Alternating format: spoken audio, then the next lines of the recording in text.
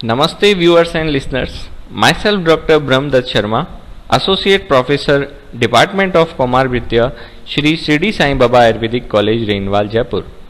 Today I am going to talk about dengue fever, which is a mosquito-borne disorder common nowadays. When we are talking about definition, dengue fever is a mosquito-borne tropical disease caused by arbovirus and characterized by biphasic fever. The fever at least two episodes: myalgia, muscular pain; arthralgia, joints pain; and rashes, mostly maculopapular rashes. When we see the etiology, the vector of dengue fever is female Aedes aegypti. In India, Aedes tigris is most common. Distinct feature is white and black strip on the body and legs. It lays eggs on clean and shady stagnant water. Peak biting time is at dawn and dusk, mostly daytime. Virus belong to Flavivirus family.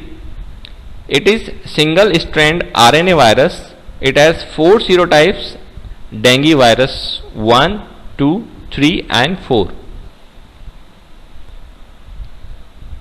Then epidemiology. Each year an estimated 100 million cases of dengue occur worldwide. In New Delhi, it is most common.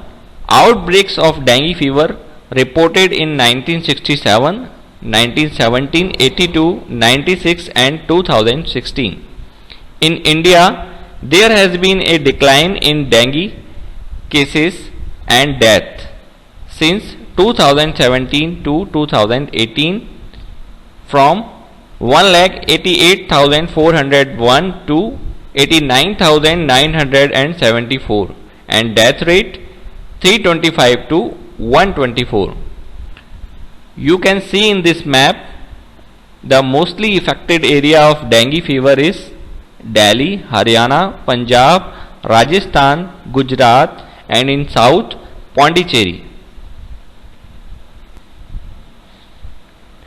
Then transmission. When a wild Aedes aegypti mosquito bites dengue infected person, mosquito ingests blood with dengue virus.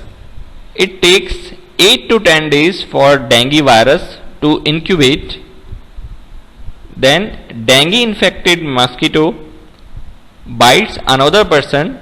That person gets dengue 4 to 13 days later.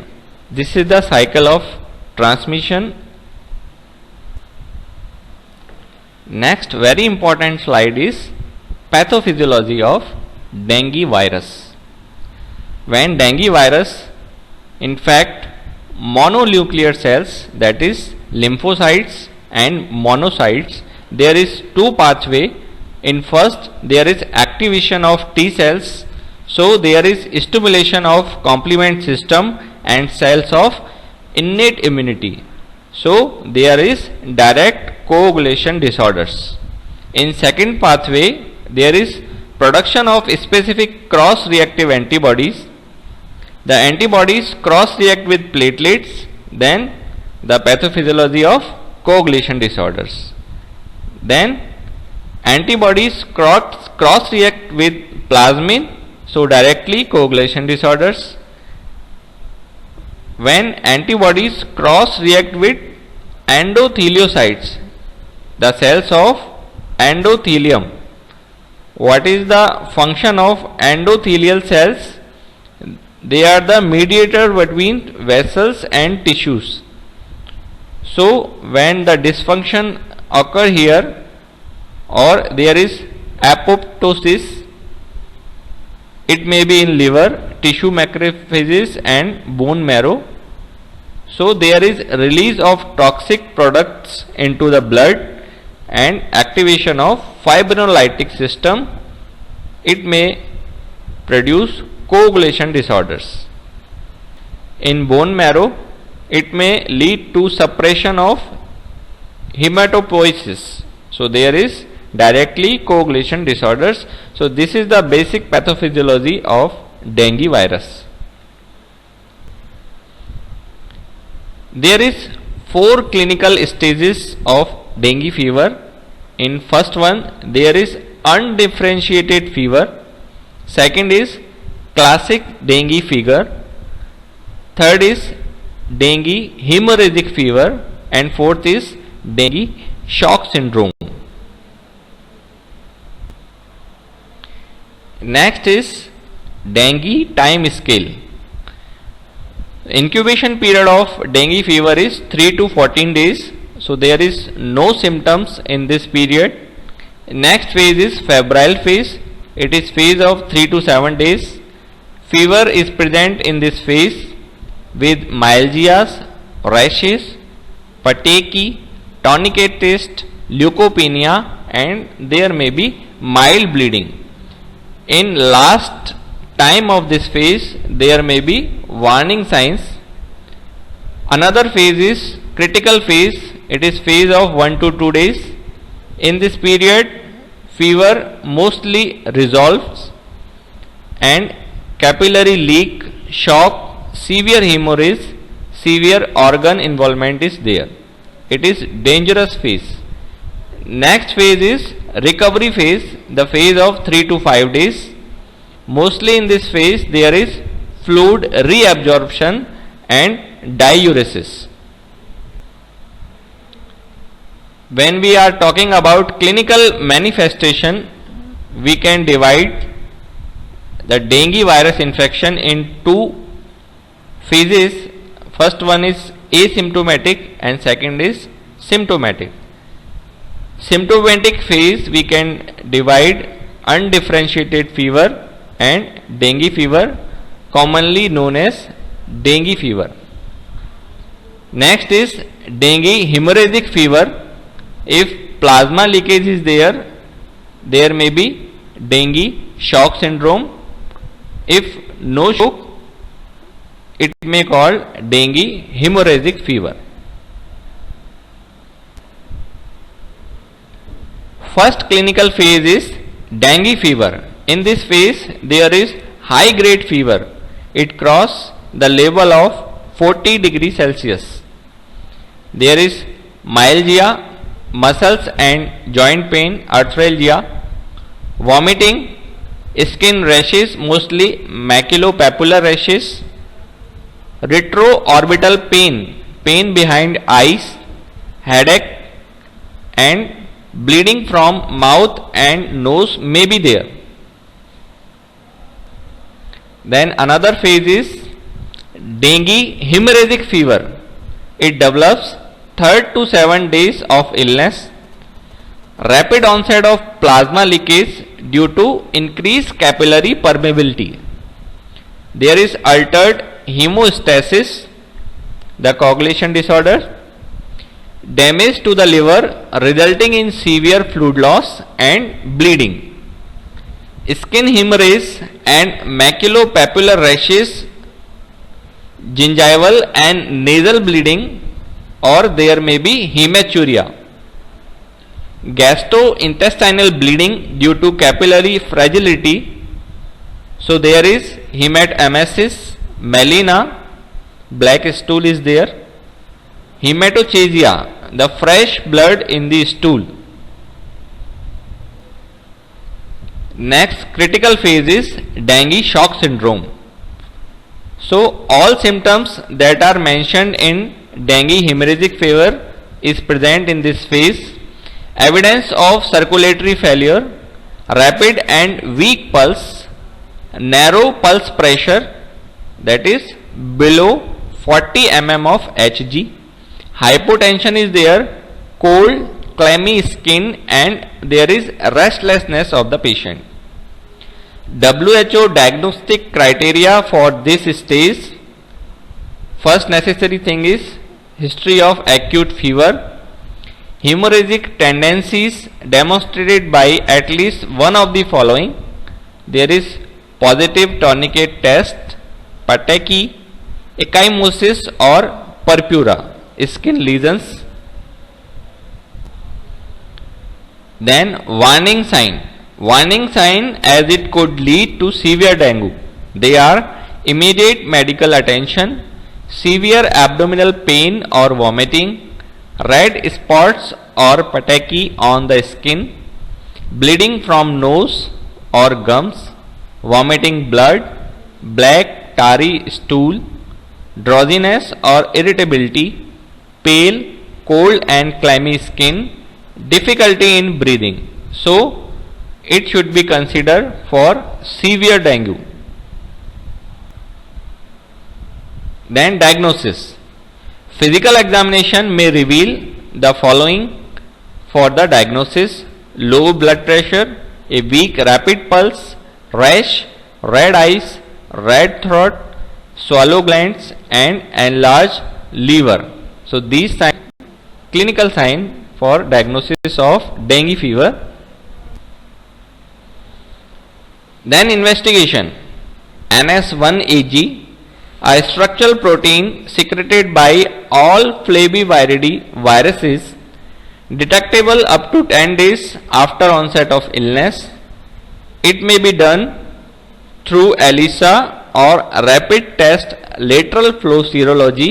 NS1 specific IgM and IgG can detect it.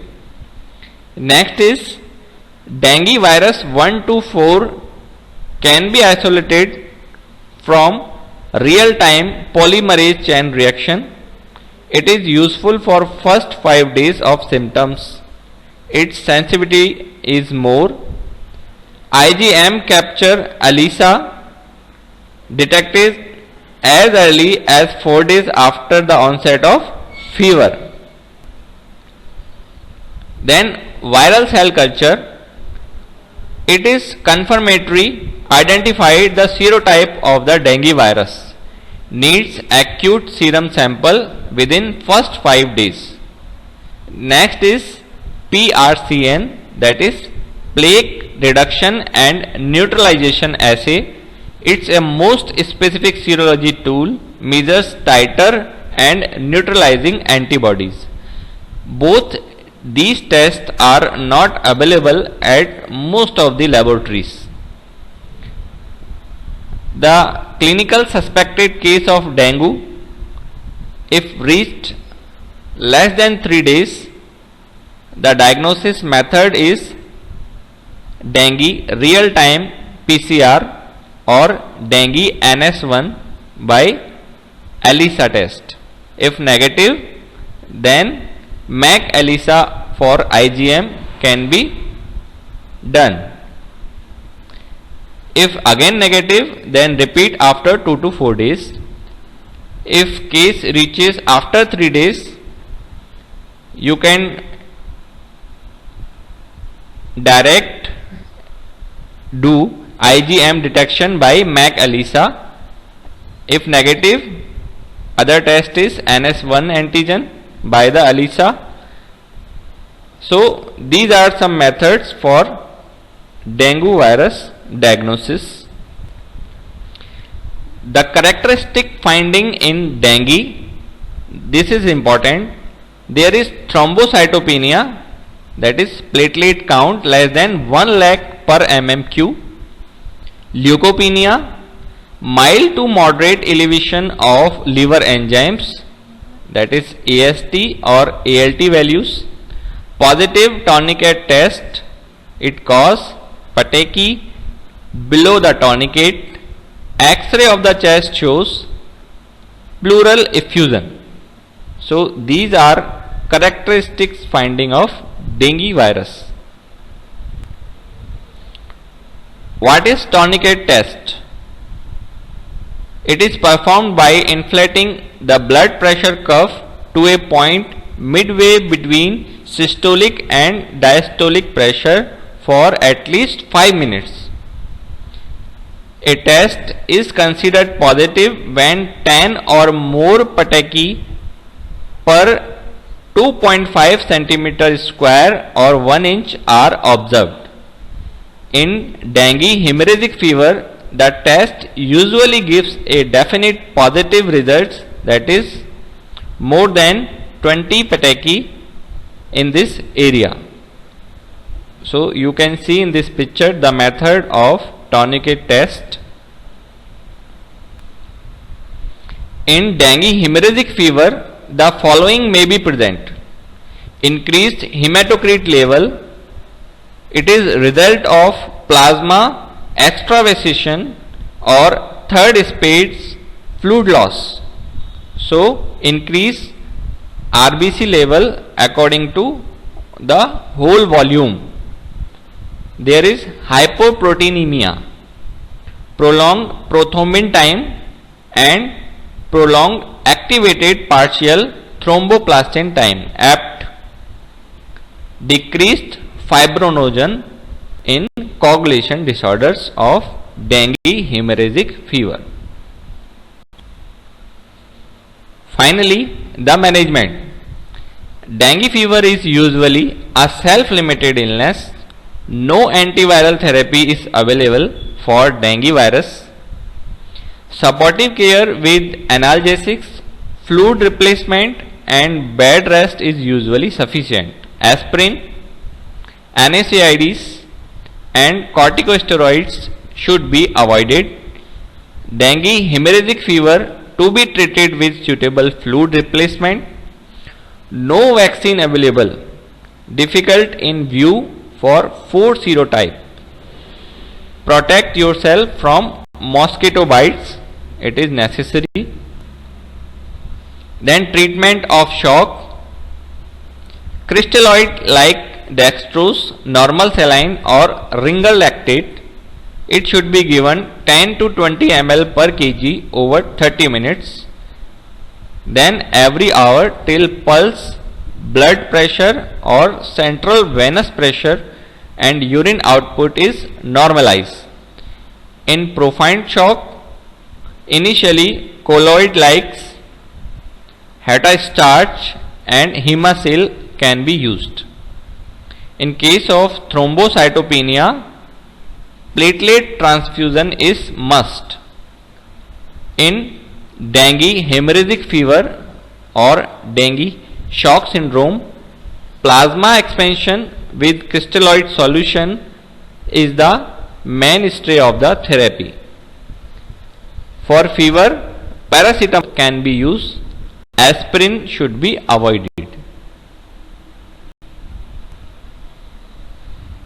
This is the ray diagram for the pediatric dengue management. If suspected case arise in hospital, so do baseline hemoglobin platelet test. Then the patient is without warning sign with high risk, that is patient below 2 years and social reasons, the parental anxiety is there and platelet count is less than 50,000 but HB is stable, then if these risk factors are not present, send the patient to home and educate about the management and follow up daily in OPD. If high risk factors, social reasons and this platelet level is present, then it should be treated in the hospital outside the emergency room, may be given oral rehydration therapy if indicated. Other category is with warning sign. All lab investigation are positive, so start IV fluid. In severe case, when there is severe plasma leakage, severe bleeding, severe organ involvement, then admit the patient in ICU.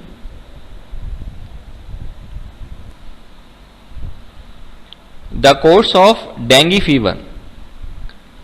Temperature arise in starting phase in day 1 to 2 and then decline in critical phase. Potential clinical issues are dehydration, shock, bleeding and reabsorption, fluid overload.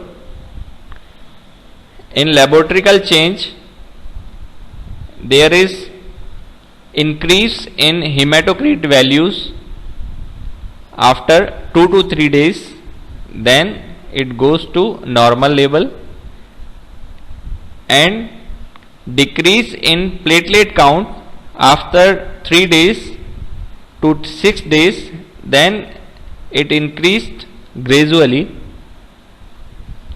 and regular increase of IgM and IgG after 2 to 3 days. This is the course of dengue fever. In Ayurveda, we can correlate this dengue fever to Visham Jwar. As we see the Nirukti, Vishamo Visham Arambh Kriya Kalo Anushangvan. The Aram, onset, Kriya, the course, and Kal, duration is Visham. Nidan, there will be involvement of external factors like here mosquito and virus. Purva Roop is Avyakt, like incubation period.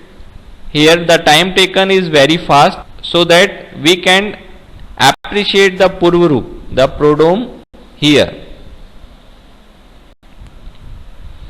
Clinical features described in Ayurveda like modern science: Astiroja, bone pain, chhardi, vomiting; Bahistap, fever; Angamard, malaise; Brahm, delusion; Trishna, thirst; Shwas, breathing difficulties; Netrav, Sandhiroja, arthralgia; Shiroruja, headache; Tandra, Raktastivnam, hematemesis; Nidranash, insomnia; Shirolotnam, headache; Hridaya Bandh, Kas; Dah, Raktavalochan. Next is Samprapti. Due to Agantuj Nidan, that are Abhigatadi, like mosquito, there is Vat Prakop. With Vat Prakop, there is Raktadushti causing Rasadi Dhatu Vriddhi, Dosh Prakop and Mal Vriddhi. Directly involve Oj 6. Vayuna Dushta Shonita Adhishtanen. There is Visham Jwara Lakshana. If not managed properly, then it will lead to Sannipata Jwara. It is the Vedic Samprapti for dengue fever. Then Samprapti Ghatak, Dosh, Ras and Rakt; Agni, Jaఠaragni and Dhatwagni; Udbhav Sthan Amashay; Srotas, Ras and Rakt; Srotodushti Prakar, Vimarg Gaman and Ati Pravarti; Adhishtan, Ras and Rakt; Vyadhi Swabhav, Ashukari; Sadhya Sadhyata. In initial phase it is Sadhya. If not managed properly, then it goes to Asadhya stage. Guidelines for Ayurvedic practitioners for clinical management of dengue by CCRS under the Ministry of Ayush. It comes under the category of Abhishanga Jwara. Predominantly Pittaj in pathological ground. The complication represent Raktaj and Sannipata Jwara. Then management. First is general advocacy to patients. 2 gram shunti, that is dry ginger, mixed with 5 gram guduchi, giloe, infusion prepared in 100 ml of boiled water, then cooled. It should be taken twice daily. The dose for children aged between 6 to 12 years, that is half dose, and below 6 years, that is quarter dose. 1 teaspoon of honey can be added to this infusion for the taste. 1 liter of water with 10 to 15 tulsi leaves and 10 to 15 gram dhania coriander powder for 10 minutes and cooled to room temperature may be consumed at interval of 3 to 4 hours in a day. Take light, nutritive, warm, easily digestible foods, proper rest, sleep and maintain personal and environmental hygiene. So this is the general advocacy to the patients for dengue affected areas. Other instructions like screens or net on the doors and window. Wear full sleeve shirts, pants, shoes and socks to keep body covered. Use mosquito net for the patient especially. Use mosquito repellent. Patient should be kept inside mosquito net. Do not keep open water and clean water logging. Avoid chilled food and drink, strenuous exertion and stressful condition. Then main thing is drugs. For fever, in initial phase, quath prepared of dhamasa, parpat, kiratikt, musta may be advised. In case of raktajwar, that is hemorrhagic condition, add vasa, Rakta Chandan and Yasti Madhu along with sugar candy, or we can say mishri. Sanshamni Vati, other hand we can say it Guduchi Ghanvati, Sudarshan Ghanvati, Godanti Bhasma, Amtottar Quath and Tulsi Suras we can use for fever. For dehydration we can use Shadang Paniye, Dhanakyadi Him. It contains dhania, amla, vasa, draksha and parpat. Water of cardamom and clove, green coconut water. Any of these liquid preparations may be given in suitable quantity in 3 to 4 hours interval. Very important thing is the dose and the duration of the treatment may be decided by the physician according to the condition of the patient. In general, we can use green chirayata, neem leaves, papaya leaves, coriander leaves, basil leaves, garlic cloves and pomegranate juice. This is the basic treatment of dengue fever. Thank you. Thank you very much. If you like this video, please subscribe this channel and click on like and bell button.